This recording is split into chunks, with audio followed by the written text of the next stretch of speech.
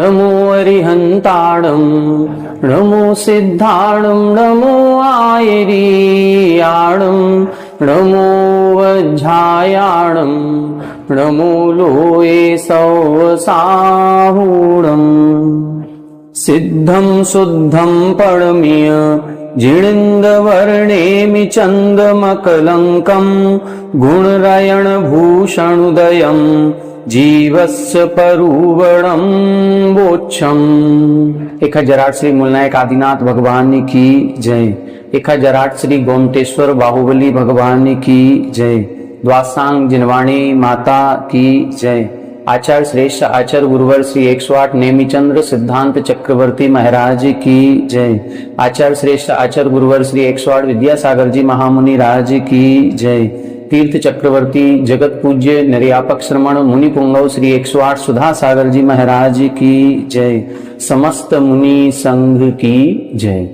हम सभी ने कुछ दिनों पूर्व पूज्यवर आचार्य नेमिचंद्र सिद्धांत चक्रवर्ती महाराज द्वारा रचित श्री गोमटसार जीवकांड जी ग्रंथराज का स्वाध्याय प्रारंभ किया था, जिसके अंतर्गत लगभग हम 14-15 गाथाओं का अर्थ समझ चुके हैं, जिनमें अभी तक हमने ये समझा कि इस ग्रंथ का मुख्य प्रतिपाद्य विषय जीव द्रव्य के स्वभाव का वर्णन करना है और वह स्वभाव का जो आधार है वह 20 प्ररूपणाएं हैं। 20 प्ररूपणाओं का आधार लेकर के जीव द्रव्य के स्वभाव का वर्णन यहाँ पर किया जाएगा। उन 20 प्ररूपणाओं में मुख्य 2 प्ररूपणाएं हैं, एक गुणस्थान प्ररूपणा और एक मार्गणा स्थान प्ररूपणा। शेष जो प्ररूपणाएं हैं उनका जो अंतर्भाव है वो मार्गणा स्थान प्ररूपणा में हो जाता है। गुण स्थान किसे कहते हैं, कितने होते हैं, इसके बारे में अपन सभी चर्चा कर चुके हैं कि गुण स्थान मोह और योग से उत्पन्न होते हैं। जो आत्मा का सम्यक दर्शन गुण है और सम्यक चारित्र गुण है, जो इन 2 गुणों की अपेक्षा से जीव का कथन करता है, उसे हम गुण स्थान कहते हैं। ऐसे गुण स्थान 14 होते हैं, जिनमें प्रारंभ के 12 गुण स्थान मोहिनी कर्म की अपेक्षा से हैं और 13वां 14वां गुण स्थान योग की अपेक्षा से हैं। प्रारंभ के 12 गुण स्थानों में भी प्रारंभ के 4 गुण स्थान दर्शन मोह की प्रधानता से कहे गए हैं और 5वें से 12वें तक चारित्र मोह की प्रधानता से कहे गए हैं।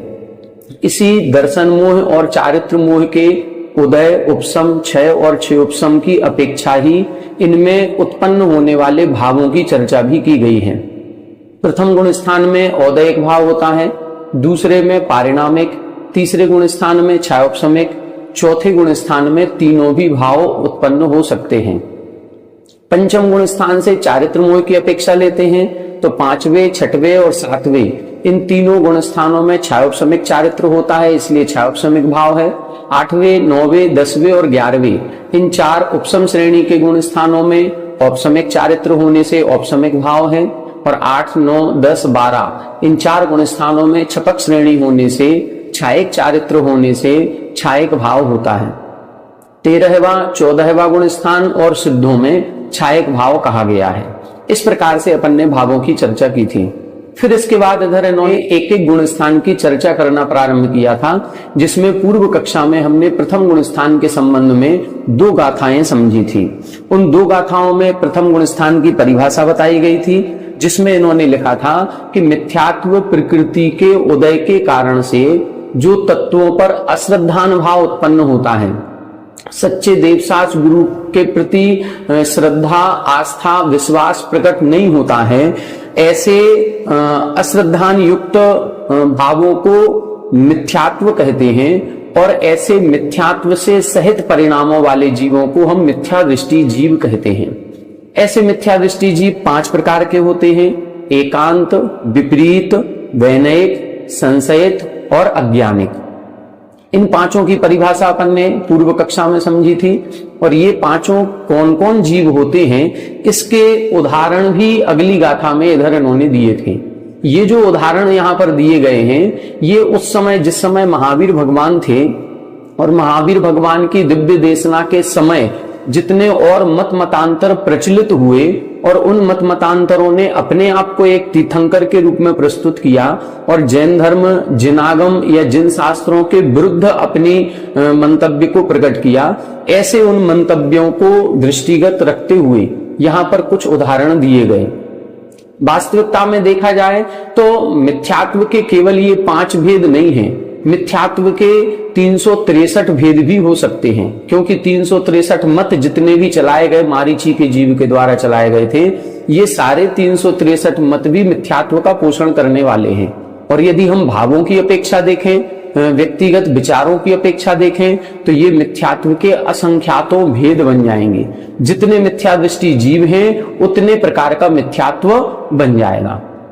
इसके अलावा भी हमने मिथ्यात्व के भेद बताए थे। मिथ्या दृष्टि जीव 2 प्रकार के होते हैं, सादी मिथ्या दृष्टि, अनादि मिथ्या दृष्टि, स्वस्थान मिथ्या दृष्टि, सातिशय मिथ्या दृष्टि, गृहीत मिथ्या दृष्टि, अगृहीत मिथ्या दृष्टि।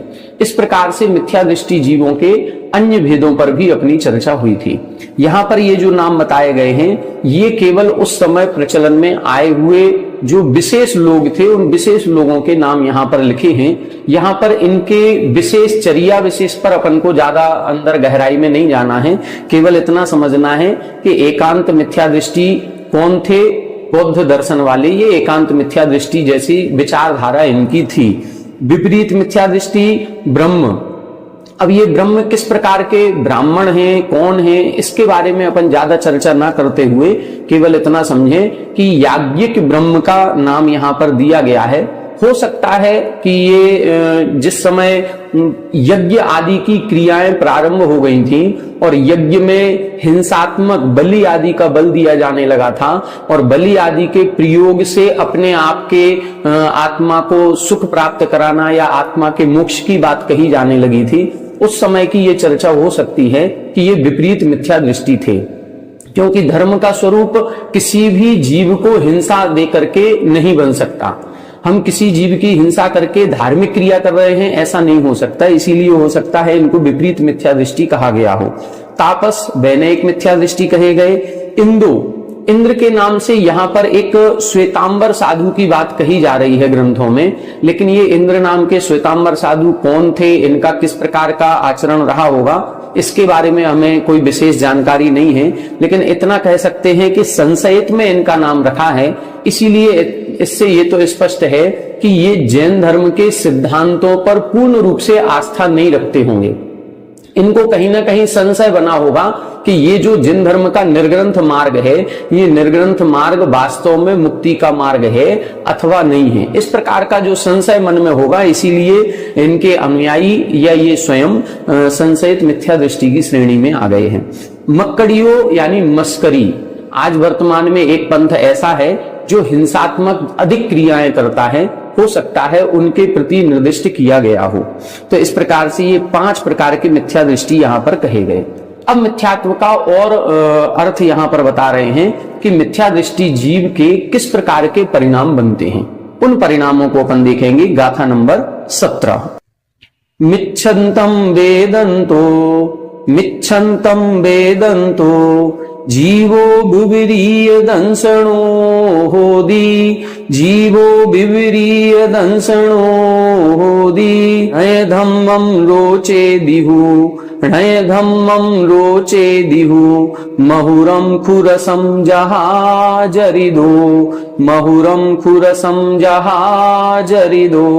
मिच्छन्तं वेदन्तो जीवो विविरीय दंसणो होदी, नय धम्मं रोचे दिहु, महुरं खुरसं जहाजरिदो। देखें यहां बता रहे हैं मिच्छन्तं वेदन्तु, जो मिथ्यात्व प्रकृति का वेदन कर रहा है। वेदन करने का मतलब जिसके मिथ्यात्व प्रकृति का उदय चल रहा है, उसके किस प्रकार के परिणाम बनते हैं। कुछ परिणामों की व्याख्या पूर्व गाथा में करी थी, उसमें बताया था कि उसको 7 तत्वों के यथार्थ स्वरूप पर श्रद्धान नहीं होता है। लेकिन वो श्रद्धान किस कारण से नहीं होता है, किस प्रकार नहीं होता है, अब उदाहरण स्वरूप यहां पर समझा रहे हैं कि मिच्छन्तम वेदन्तु, मिथ्यात्व का जो वेदन करने वाला है ऐसा जीवो जीव विवरीय दंसणो होदी, वो विपरीत श्रद्धान वाला होता है। दर्शन का मतलब श्रद्धान, वो विपरीत श्रद्धान वाला होता है। उससे जो सच्चे धर्म का उपदेश किया जाता है, सच्चे देवशास्त्र गुरु का उपदेश या स्वरूप समझाया जाता है, उसको उस पर विश्वास नहीं होगा। क्यों नहीं होगा? क्योंकि उसके मिथ्यात्व प्रकृति का उदय हो चल रहा है। उदाहरण क्या दिया? णय धम्मम रोचेदिहु महुरम कुरसम जहा जरिदो। जहा यानी जिस प्रकार से, जरिदो ज्वरित, ज्वरित का मतलब है जिसके बुखार हुआ है, जिसके फीवर आया हुआ है। और कौन सा फीवर? इसमें विशेष लिखा हुआ है पित्त ज्वर वाला। अपने जो बीमारी होती है वो 3 प्रकार की कही जाती हैं आयुर्वेद शास्त्र के हिसाब से, वात, पित्त और कफ। यदि पित्त भड़क जाता है और पित्त के कारण से यदि हमें बुखार आया है तो उस बुखार की अवस्था में उस बीमार व्यक्ति को जिस प्रकार से महुरम रसम न रुचेदी, उसको जो मधुर रस है, मीठे पदार्थ हैं, वो भी रुचिकर नहीं लगते हैं, क्योंकि मुंह में एक कड़वापन सा आ जाता है और हर एक पदार्थ कड़वा कड़वा सा लगने लगता है।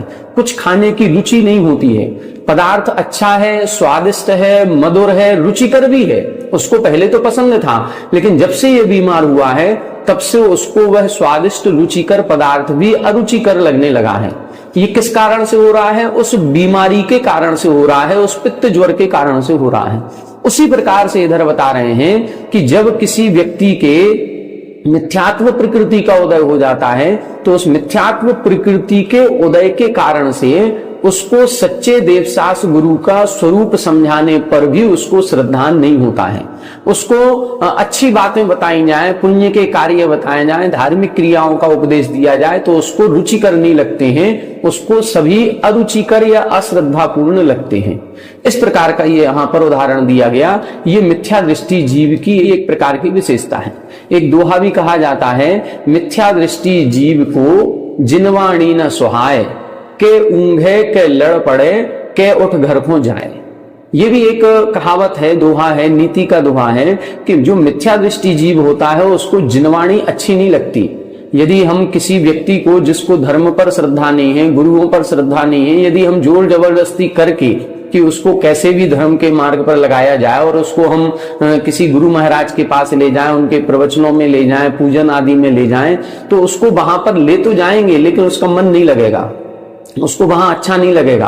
और क्या करेगा? के ऊंघे के लड़ पड़े। ऊंघना का मतलब होता है उबासी लेना, आलस करना, वहां पर भी नींद लेने लगेगा। इस प्रकार से या तो वो नींद लेने लगेगा, उसको उबासी आएगी, उसका मन नहीं लगेगा। दूसरा क्या होगा? क्या लड़ पड़े। अब उसका जब धर्म की कार्यों में रुचि नहीं होगी तो कहीं ना कहीं उसका परिणाम इस तरफ उस तरफ जाएगा और किसी न किसी से लड़ाई झगड़ा उसका हो जाएगा। या फिर के उठ घर को जाए, या फिर उसका मन नहीं लगेगा तो मम्मी पापा तो बैठे रहेंगे, माता पिता बैठे हैं, सगे संबंधी और बैठे हैं, लेकिन वह तो उठेगा और उठ करके घर चला जाएगा। तो इस प्रकार से जिनवाणी का सुनना सभी को अच्छा नहीं लगता, मंदिर जाना सभी को अच्छा नहीं लगता, सच्चे देवशास्त्र गुरु की विनय भक्ति करना, पूजन करना, ये सबको अच्छा नहीं लगता। और जिसको इसमें रुचि नहीं आ रही है, हो सकता है कि उसके अभी मिथ्यात्व प्रकृति का तीव्र उदय है, इस कारण से उसको इसमें रुचि नहीं है। तो ये एक हमें थर्मामीटर दिया गया है कि हो सकता है कि जिसको इस सच्चे देवशास्त्र गुरु के प्रति रुचि नहीं आ रही है वो मिथ्या दृष्टि हो। हम कैसे समझें कि हम मिथ्या दृष्टि है कि नहीं? श्रद्धान होना, रुचि होना अलग बात है और प्रतिकूलताएं होना अलग बात है। हो सकता है कि हमारी कुछ प्रतिकूलताएं ऐसी हैं कि सुबह के समय हम पूजन अभिषेक के लिए समय नहीं निकाल पा रहे हैं, क्योंकि हमको सर्विस में जाना पड़ता है या अन्य कहीं कोई बीमारी आदि है वो। लेकिन मन में यदि ये लग रहा है कि हमें भगवान की पूजन करनी है, भगवान की भक्ति करनी है, भगवान के गुणों के प्रति एक श्रद्धा का भाव है, यदि ये भाव है तो हम सम्यक दृष्टि हैं। भले प्रतिकूलताएं हैं, हम नहीं कर पा रहे हैं, वो एक अलग बात है। तो इसी तरह से हमको यहां पर देखना पड़ेगा कि वास्तविकता अंतरंग से श्रद्धानुभाव है अथवा नहीं है। किसी के कहने पर या देखने दिखाने के लिए यदि कोई कार्य किया जा रहा है और अंतरंग में श्रद्धानुभाव नहीं है तो उसको हम मिथ्या दृष्टि ही कहेंगे। जब हम आगम में पढ़ेंगे तो कई सारे कुछ ऐसे जीव भी होते हैं जो मुनि दीक्षा तक ले लेते हैं, मुनि व्रतों का पालन करते रहते हैं, लेकिन मुनि व्रतों का पालन करने के बावजूद भी उनके मिथ्यात्व प्रकृति का उदय हो जाने से उनको उस मुनि पद पर, उन मुनि व्रतों पर श्रद्धा नहीं रहता। अब बिना श्रद्धान के केवल चर्या का पालन इसीलिए हो रहा है क्योंकि लोग उनको पूज रहे हैं, बस इसीलिए वो श्रद्धान नहीं है, फिर भी वो चर्या का पालन हो रहा है। यदि चर्या में दोष लगेगा तो लोग पूछना भी बंद कर देंगे, चौके लगाना बंद कर देंगे, हमारे पास आना बंद कर देंगे। इस कारण से वो क्रिया चलती रहती है। तो ऐसा भी देखा जाता है, ऐसे आगम में कई सारे उदाहरण लिखे हुए मिल जाते हैं। तो इस प्रकार से अपन को इसमें समझना चाहिए। इसके बाद एक और इधर मिथ्या दृष्टि जीव की विशेषताओं का वर्णन करते हुए गाथा लिख रहे हैं। 18 नंबर की गाथा देखें। मिच्छा इट्ठी जीवो, मिच्छा इट्ठी जीवो, उवेट्ठम पवयणम न सद्दहदी, उवेट्ठम पवयणम न सद्दहदी, सद्दहदी असद्भावम, सद्दहदी असद्भावम, उवेट्ठम वा अणुवेट्ठम, उवेट्ठम वा अणुवेट्ठम, मिच्छा इट्ठी जीवो, उवेट्ठम पवयणम न सद्दहदी, सद्दहदी असद्भावम, उवेट्ठम वा अणुवेट्ठम। देखें, इसमें बता रहे हैं मिच्छा इट्ठी जीवो, जो मिथ्या दृष्टि जीव होता है वो उवेट्ठम पवयणम न सद्दहदी, जो उपदिष्ट किया हुआ प्रवचन है उस पर न सद्दहदी, उस पर श्रद्धा नहीं करता है। मान लो किसी हम व्यक्ति विशेष को गुरु महाराज के प्रवचन के लिए ले गए और वो तरह तरह के आगम के उदाहरण सुना करके उसको सही मार्ग पर लाने का प्रयास करते हैं, सच्चे मार्ग का उपदेश देते हैं, तो भी उस जीव को उन सभी बातों पर विश्वास नहीं होगा। गुरु महाराज की बात को भी वो झुटला देगा। क्यों? क्योंकि मिथ्या इष्टि, क्योंकि मिथ्यात्व का उदय तीव्र चल रहा है। तो जो मिथ्या दृष्टि जीव होगा उसको उवेट्ठम पवयणम न सद्दहदी, जो सच्चे गुरु महाराज के द्वारा उपदेश दिया जा रहा है उस पर भी श्रद्धा नहीं होगा।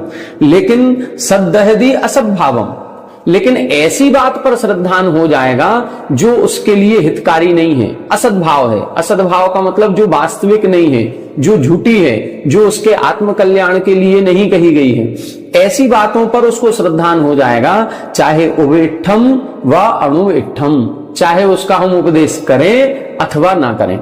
मतलब हम लोग भी जैसे हैं, हम लोग पाप की क्रियाओं का कोई उपदेश नहीं देता है, फिर भी हम पाप की क्रियाओं में लग जाते हैं, और पुण्य की क्रियाओं का बार बार उपदेश देने के बाद भी हम पुण्य की क्रियाओं को नहीं कर रहे हैं या मना कर देते हैं कि हम नहीं कर पाएंगे। कई बार ऐसा देखा जाता है, मुनिराज आहारचर्या के लिए खड़े हैं और कोई नियम दे रहे हैं।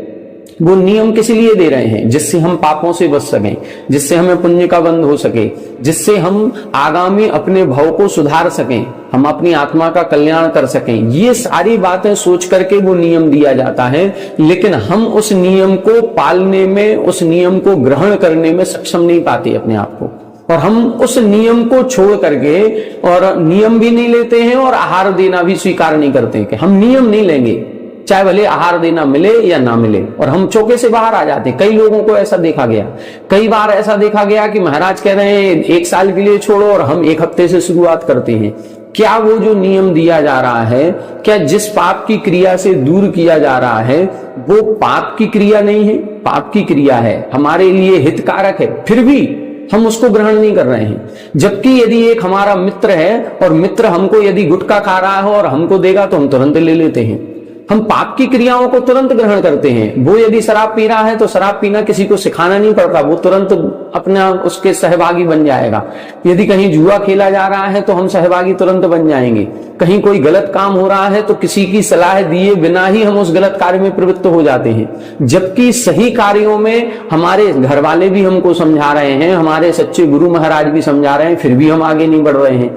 तो ये किसका प्रभाव है? ये मिथ्यात्व का प्रभाव होता है। वही इधर लिखा कि मिथ्या दृष्टि जीव जो होता है वो सच्चे गुरुओं के द्वारा दिए हुए प्रवचन पर तो श्रद्धा नहीं करता है, लेकिन यदवा तदवा कैसे भी मिथ्या दृष्टि जीवों के द्वारा कहे गए असद्भावम जो पाप रूप प्रवृत्तियां हैं उनके ऊपर श्रद्धानुभाव कर लेता है, चाहे भले उसका उपदेश दिया गया हो अथवा नहीं दिया गया हो। तो इस प्रकार से ये मिथ्या दृष्टि जीव की स्थिति बनती है। कुल मिलाकर के गलत आचरण हम लोग बहुत जल्दी स्वीकार कर लेते हैं और सही आचरण को स्वीकार करने में हमको वर्षों लग जाते हैं। ये क्यों लग रहा है? क्योंकि हमारे निश्चित रूप से कहीं ना कहीं मिथ्यात्व प्रकृति का उदय है, इसीलिए हमें सच्ची बात पर श्रद्धा नहीं हो रही है। कई बार ये स्थिति अलग बनती है कि हमें श्रद्धा है, लेकिन श्रद्धा होने के बाद भी महाराज कह रहे हैं कि प्रतिमाएं ग्रहण करो, व्रत पर प्रतिमाएं ले लो, कुछ थोड़ा बहुत नियम संयम चारित्र पर आगे बढ़ो। श्रद्धा पक्की है, लेकिन फिर भी कुछ परिस्थितियों की प्रतिकूलताएं ऐसी हैं कि हम आगे नहीं बढ़ पा रहे हैं। वहां मिथ्यात्व का उदय नहीं है, वहां चारित्र मोहिनी कर्म का उदय है, वहां हमारी श्रद्धा पक्की है। जहां हम पाप को पाप समझने लग जाएं, जहां हम पाप क्रिया को पाप क्रिया समझने लग जाएं, वहां पर फिर सम्यक दर्शन हो जाता है। हम पाप को पाप तो समझ रहे हैं, भले छोड़ नहीं पा रहे हैं, ये एक अलग बात है, लेकिन जो मिथ्या दृष्टि जीव होता है वो पाप को पाप भी नहीं समझता है, वो पाप क्रियाओं को भी स्वीकार नहीं करता है कि ये हम गलत कर रहे हैं, वो अपराध को अपराध नहीं स्वीकार करता है। ये मिथ्यात्व का प्रभाव होता है। इस प्रकार से इधर 4 गाथाओं के द्वारा मिथ्या दृष्टि जीव का यहां पर वर्णन किया गया, प्रथम गुण स्थान का। इसके बाद ये दूसरा गुण स्थान प्रारंभ होगा। इसमें थोड़ा सा एक और समझे कि ये मिथ्यात्व गुण स्थान जो होता है इसका काल कितना होता है, इसका समय कितना है। तो इसके समय के बारे में हालांकि इस ग्रंथ में नहीं आया है, फिर भी एक सामान्य जानकारी के लिए हम आपको बता रहे हैं कि मिथ्यात्व गुण स्थान का काल कितना माना जाए। तो यहां 3 अपेक्षाएं रखी जाती हैं। एक अपेक्षा तो है कि मिथ्यात्व का काल अनादि अनंत होता है, मतलब कोई जीव ऐसे हो सकते हैं जो अनादि काल से मिथ्यात्व में हैं और अनंत काल तक मिथ्यात्व में ही रहेंगे, जिनका मिथ्यात्व कभी नहीं छूटेगा। इस अपेक्षा से तो है आदि अनंत। ऐसे कौन से जीव होते हैं? ऐसे जीव होंगे अभव्य जीव, ऐसे जीव होंगे दूरान दूर भव्य, भव्य हैं लेकिन दूरान दूर भव्य हैं। ऐसे जीव हैं जो निगोद पर्याय से कभी निकलेंगे ही नहीं। और अभव्य जीव है वो अन्य पर्यायों को प्राप्त करेगा लेकिन उसमें सम्यक दर्शन प्राप्त करने की योग्यता नहीं है। तो ऐसे इन दोनों प्रकार के जीवों की अपेक्षा यदि हम लगाएंगे तो मिथ्यात्व का काल अनादि है और अनंत काल तक चलेगा। यदि हम दूरभव्य और निकट भव्य की अपेक्षा बात करेंगे तो मिथ्यात्व का काल अनादि शांत कहलाता है। अनादि शांत का मतलब ऐसा कोई जीव हो सकता है कि जिसने आज तक सम्यक दर्शन प्राप्त नहीं किया, जिसने आज तक मिथ्यात्व को नहीं छोड़ा, जिसका मिथ्यात्व आज तक नष्ट नहीं हुआ लेकिन आगामी भविष्य में नष्ट होगा, जो अंत सहित है, इसीलिए बोलते शांत। तो अनादि शांत का मतलब है कि जो अनादि काल से है लेकिन शांत अंत सहित है। अब इसका अंत कब होगा इसके बारे में कुछ नहीं कह सकते, इसीलिए केवल इतना ही कहा गया अनादि शांत। ये दूरभव्य निकट भव्य की अपेक्षा। तीसरा एक बनता है सादि शांत। सादि शांत उसे कहते हैं सा आदि, जिसका प्रारंभ भी सहित है और जिसका अंत भी सहित है।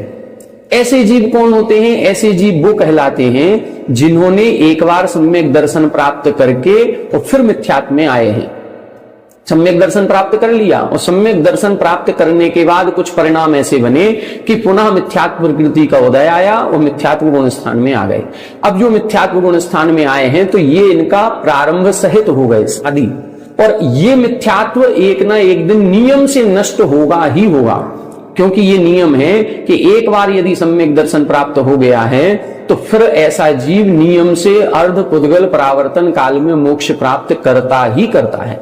तो ऐसा जो सादि शांत है इसका काल कहा गया जघन्य से अंतर्मुहूर्त और उत्कृष्ट से अर्ध पुद्गल परावर्तन।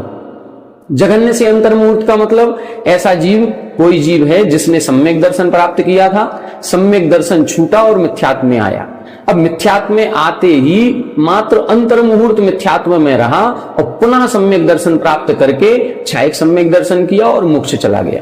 तो वह जीव कितनी देर रहा मिथ्यात्व में? अंतर्मुहूर्त। तो ये जघन्य काल अंतर्मुहूर्त। उत्कृष्ट से कितना हो सकता है? कोई जीव सम्यक दर्शन को छोड़ करके या सम्यक दर्शन नष्ट करके मिथ्यात्व में आया, तो मिथ्यात्व में आने के बाद संसार में भ्रमण करने लगा। अब इसका उत्कृष्ट काल है अर्धपुद्गल परावर्तन। अर्धपुद्गल परावर्तन काल के बाद वो नियम से सम्यक दर्शन प्राप्त करेगा और फिर उसको नियम से मोक्ष होगा ही होगा। तो ये जो साधी शांत काल कहा गया है, इसका जघन्य काल अंतर्मुहूर्त और उत्कृष्ट काल अर्धपुद्गल परावर्तन काल कहा जाता है। इस प्रकार से ये मिथ्यात्व गुण स्थान का काल अपन को समझना चाहिए।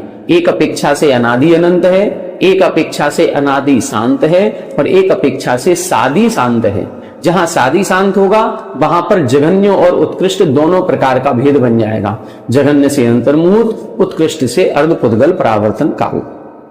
आगे देखें 19 नंबर की गाथा। इसमें अब दूसरे गुण स्थान की परिभाषा बता रहे हैं। आदिम सम्मत्तद्धा, आदिम सम्मत्तद्धा समयादो छावलित्तिवा शेषे, समयादो छावलित्तिवा शेषे अण अन्नद हृदयादो, अण अन्नद हृदयादो नासीय सम्मोत्ति शासन फोसो, नासीय सम्मोत्ति शासन फोसो आदिम सम्मत्तद्धा समयादो छावलित्तिवा शेषे अण अन्नद हृदयादो नासीय सम्मोत्ति शासन फोसो। यहां अब दूसरे गुण स्थान की परिभाषा बता रहे हैं। दूसरे गुण स्थान के बारे में अपन पूर्व में समझ चुके हैं जब हमने इसमें भावों की चर्चा की थी कि दूसरे गुण स्थान में पारिणामिक भाव होता है। अब यहां पुनः समझेंगे गाथा से अर्थ लगाते हुए कि दूसरा गुण स्थान कब बनता है, कैसे बनता है, किस जीव के बनता है। देखें, आदिम सम्मत्तद्धा, आदिम यानी प्रथम, सम्मत्त यानी प्रथम सम्यक दर्शन। प्रथम सम्यक दर्शन कौन सा होता है? औपसमिक सम्यक दर्शन। जब भी कोई अनादि मिथ्या दृष्टि जीव होता है, वो पहली बार जब सम्यक दर्शन प्राप्त करता है तो उसको हम औपसमिक सम्यक दर्शन कहते हैं। तो तीन प्रकार के सम्यक दर्शन हैं। तीन प्रकार के सम्यक दर्शन में प्रथम सम्यक दर्शन कौन सा है? औपसमिक सम्यक दर्शन। दूसरा छायोपसमिक सम्यक दर्शन, तीसरा छायक सम्यक दर्शन। सबसे पहले औपसमिक सम्यक दर्शन की प्राप्ति होती है, औपसमिक से छायोपसमिक किया जाता है और फिर छायोपसमिक से छायक किया जाता है। तो सबसे पहला सम्यक दर्शन कौन सा है? औपसमिक सम्यक दर्शन। तो औपसमिक सम्यक दर्शन के अद्धा, अद्धा का मतलब होता है काल में, जो औपसमिक सम्यक दर्शन का काल है, यह जितनी देर के लिए तीन दर्शन मोह की प्रकृतियों को पीछे धकेला था, दबाया था या उपशम किया था, उसमें से समयादो छावलित्ति व शेषे, समयातः एक समय से लेकर के छह आवली तक, शेष यानी शेष रहने पर, कम से कम एक समय शेष रहने पर और अधिक से अधिक 6 आवली काल शेष रहने पर अण अन्नदर उदयादु। अण, अण का मतलब होता है अनंतानुबंधी। अन्यतर का मतलब है अनंतानुबंधी के 4 भेद हैं, क्रोध, मान, माया, लोभ। इनमें से किसी एक का हो सकता है अनंतानुबंधी क्रोध का है, हो सकता है अनंतानुबंधी लोभ का है, हो सकता है अनंतानुबंधी मान माया में से कोई उदय में आ जाए। तो अण अन्नदर उदयादु, अण यानी अनंतानुबंधी में से किसी एक प्रकृति के उदयादु, उदय आने से नासीय सम्मुति, जिसने सम्यक दर्शन को नासीय नष्ट कर दिया है, उसको सासणफोसो, सो यानी वह सासणफो, सासादन सम्यक दृष्टि कहलाता है या शासन नाम का दूसरे गुण स्थान वाला कहलाता है। यहां पर गाथाओं में शासन शब्द दिया है, प्रचलन में सासादन कहलाता है। दोनों भी नाम समान है, अर्थ दोनों का समान है। तो यहां पर स्पष्ट परिभाषा बता दी, किसी जीव ने प्रथमोपशम सम्यक दर्शन प्राप्त किया और उपशम सम्यक दर्शन प्राप्त किया तो अंतर्मुहूर्त के लिए उसने तीनों प्रकृतियों को दबाया।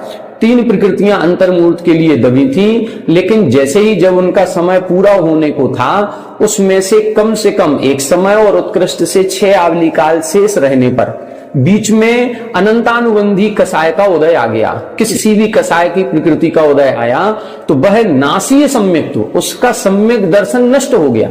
अनंतानुबंधी का उदय आते ही सम्यक दर्शन नष्ट हो गया। मिथ्यात्व का उदय आया नहीं अभी, क्योंकि मिथ्यात्व तो अभी उपशम में है।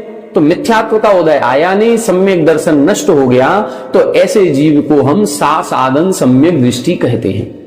कई लोग इसको सम्यक दृष्टि समझने लगते हैं। क्यों? क्योंकि इसके नाम के आगे सा साधन सम्यक दृष्टि लगा है। जैसे औपसम्यक सम्यक दृष्टि, छायक सम्यक दृष्टि, छायोपसम्यक सम्यक दृष्टि, तो सा साधन सम्यक दृष्टि।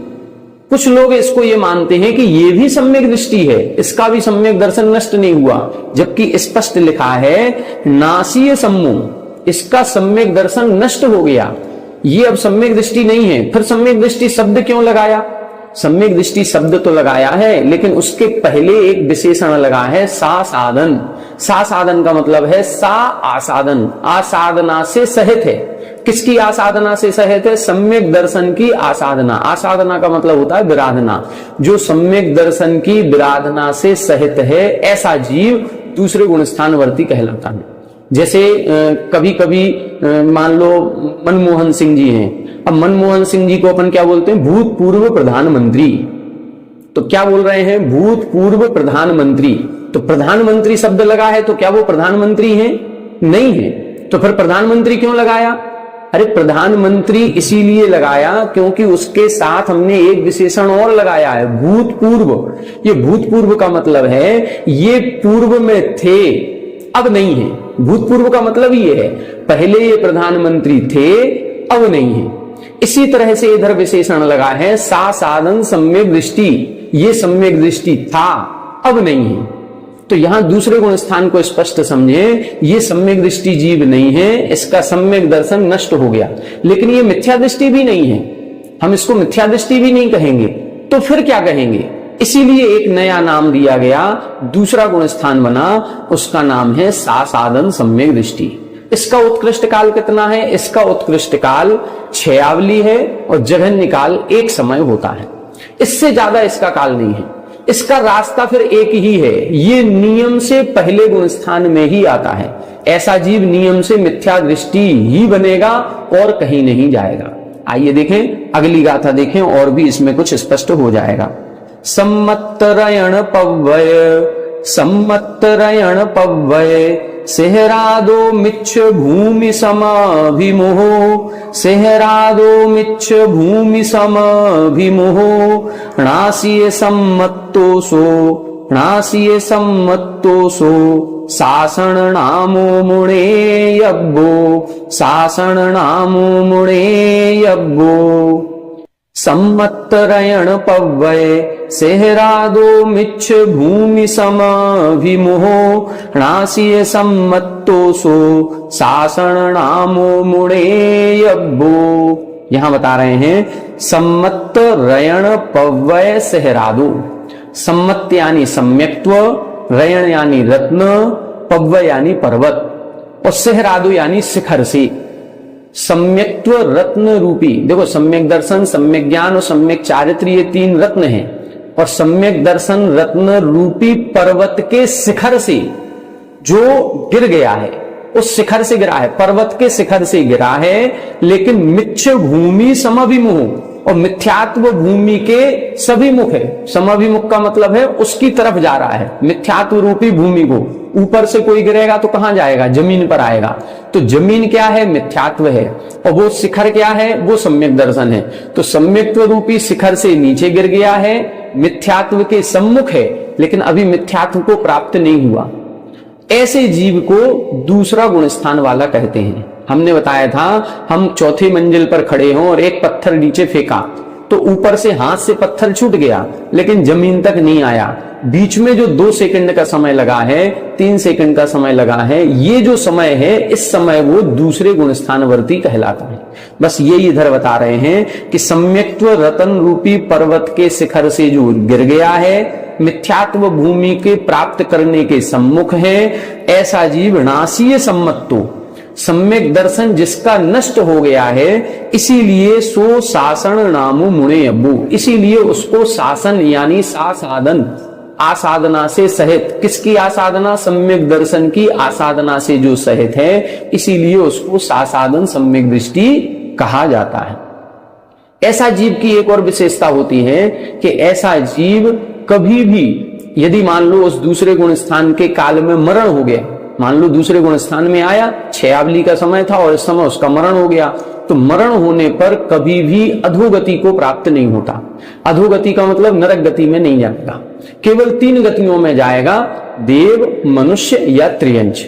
यदि उसने पूर्व में देव आयु का बंध किया हुआ है तो वो इस 6 आवली काल के 3 भाग किए जाएंगे।